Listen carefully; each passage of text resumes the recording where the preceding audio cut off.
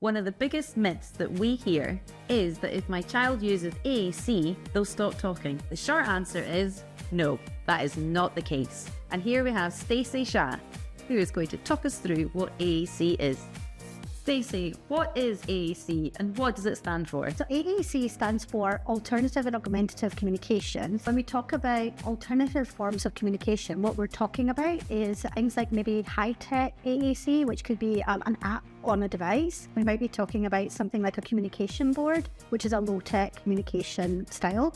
Or we might be talking about gestures, which are no-tech. We just use our bodies and we use our hands. With children who are maybe non-speaking, then we might recommend the alternative communication route. We also have children who maybe have apraxia of speech.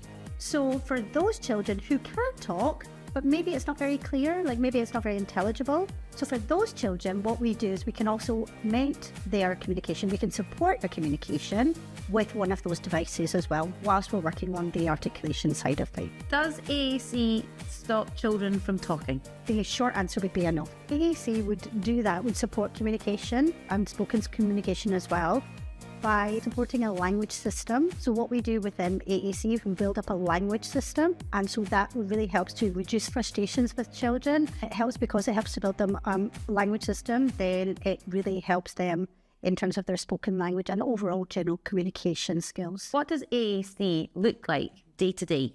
We usually start off by implementing AAC within our sessions. So that would usually be within a play-based session. So we have lots of toys and lots of fun. So wherever I am modelling spoken language, I might try to model some AAC whilst I'm doing that. So we've got both forms of communication. So we do tend to go for a total communication approach. Whilst we're doing that, we're usually training the parents and explaining why we're modelling and how we're modelling, and maybe giving them a chance to model within our session, so that when the time comes, then they can also take all of these skills at home. I always recommend to parents, don't just throw yourself in at the deep end and just try and implement it all day, every day.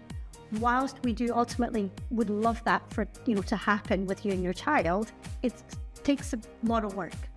And for parents to get used to the AAC systems as well, it does take time and effort. But we usually recommend just kind of slowly building it into your daily routines. Maybe things like during breakfast time, like offering some choices or making some comments with your AAC. Or maybe in the evening when you're doing like your bedtime routine. So like you're brushing your teeth, you can comment about what you're doing. You can talk about the visual, the schedule of what you're doing, what's going to come next, how that makes you feel. At the end of the day, then you might explain that you're very tired.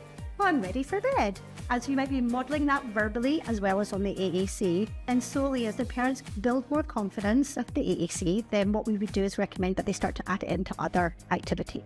How do I know if my child might benefit? If your child has difficulties with articulation that is impacting their social emotional well-being, for example, at school, they're struggling with friendships or things like that because they're not understood, then they might be a very good candidate.